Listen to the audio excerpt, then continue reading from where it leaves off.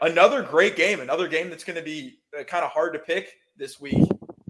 Buccaneers going to LA to face the Charbaws, to face Los Angeles Chargers, a team that, these teams play in a similar way, rely on the run at this point. Um, you know, just do what it takes to win. Both teams really need a win in this situation, just to position themselves better for the playoffs.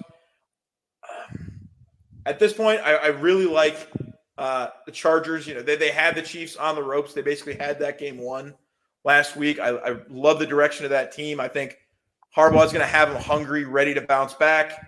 And at home, if this game were in Tampa Bay, you could say a lot about, statistics of teams traveling across the entire country to play. But this game's in the later afternoon. Give me the Chargers. Give me Herbert and Harbaugh to take care of business here. What are your thoughts, Mike? Here's where I think the problem comes off of the secondary of the Tampa Bay Bucks. Like, who are the Chargers going to beat them off of? Is my whole only thing. I like the under in this game because of that. I think it's going to be a defensive game. I mean, Harbaugh versus Todd Bowles. I think it's two firehouses going to be able to go get their dudes off the line. A lot of sacks. Control the ball. There's problems on the offensive line of both teams. But yeah, no Ladd McConkey. I don't think Ladd McConkey is going to be back for this game either for the Chargers. So you're still talking about a wide receiver core that's headed by Josh Palmer and Quentin Johnston, who actually caught the ball last week. Crazy. He had a couple good catches in that game. Maybe I just a little tangent on Quentin Johnston because TCU guy, we love him. Do it. Don't say he has improved this season. I mean, there was the one game in prime time where he dropped critical balls, but he was doing that all the time last year, and this year he's showed some more flashes. So I just want to give him a little bit of credit, especially last week on Monday night. Had a couple tough catches over the middle that I was actually shocked that he caught. So some improvement from him, and I want to say that I'm happy for him to have heard the haters and at least semi-responded. Yeah, but if Harbaugh and Herbert are able to straighten it out with him, and drops are not something that's focus, that's concentration, that's not easily correctable. But he's shown you that he has the tools, all the physical tools, to just absolutely be a monster and a true game wrecker if he can catch the ball.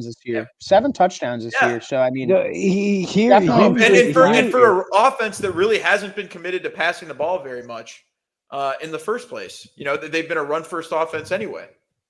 Here's what I think it comes down to is the Bucks offensive line. I think he'll be able to get a push, and then Bucky Irving. I think Bucky Irving, guy like Rashad White, and then you get close. Cade Otton. I mean, there's a lot of injuries in this game. I think that's probably why I might end up staying off of it. I think Bucky Irving, he was on the injury report. I think he practiced in a limited fashion today, so we'll see what happens come Sunday. Justin Herbert banged up. Huge game. Yeah, Justin Herbert. I know Justin Herbert's banged up. Yeah. So Justin Herbert, I think they said he's going to try and give it a go. It's his quad and his knee got banged up. I'd be shocked if he wasn't out there because he's a tough dude. Yeah.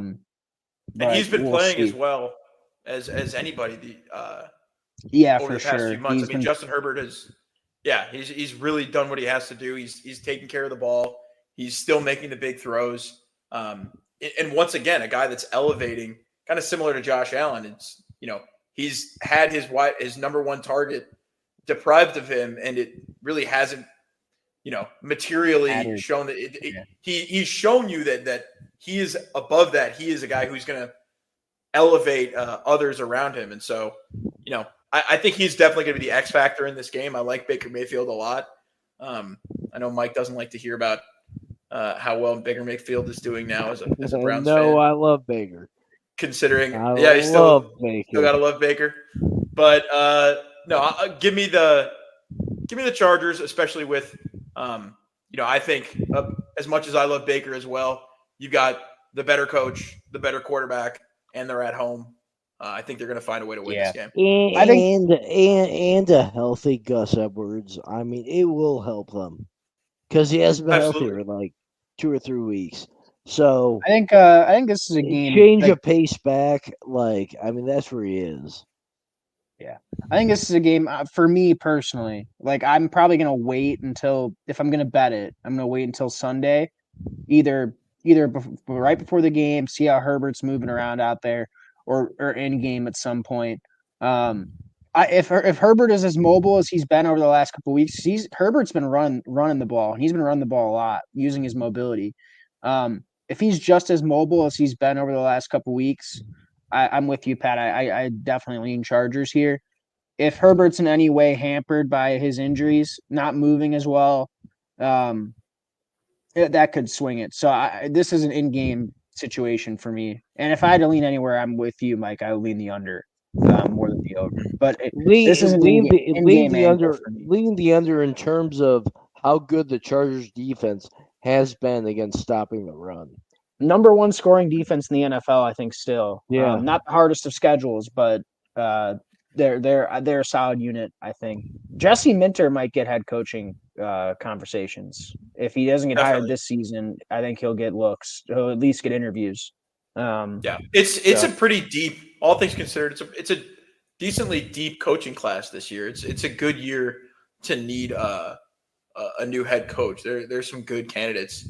I agree with that. Very candidates, and we can dig it more into that as we go into our offseason analysis. But once again, no better candidate this season than last year, though, with Jim Harbaugh. The Chargers, all you can say is that they absolutely nailed that hire and have positioned themselves really well. Just built a great culture there, and I think that's another factor in terms of like the Chargers look like a team that is going to be in every game ready to win, doing what they have to do. Just in terms of the development of Justin Herbert, like as a quarterback, I mean he's been there. Like, yeah. I think he's playing his best. He's playing his best ball. I mean, so maybe stat wise, it might not reflect that over the last couple of years. Because I mean, he was really airing it out over the last couple of years. He's a guy that was defying his. Mike, to your point, they weren't really doing what they had to do to develop him so much as just he was willing himself into being a great quarterback. His talent was transcending the lack of head coaching and coaching there. I think. And then now it's like, the stats might not show it, but I think he's quarterbacking the best that we've seen him. So just my point there. If he's healthy, based on how I literally might wait for the very first drive and see how the Chargers call plays. And if they're staying aggressive and Herbert's moving around well, I'll live bet the Chargers. If Herbert is kind of gimpy out there and they're running the ball a bunch, and the play calling suggests that maybe Herbert's not 100%, I'll go with the Bucs. That's honestly what it comes down to for me. These are two good teams. This is gonna be a fun game. That's definitely a fun game. I'm excited to see that one. Yeah.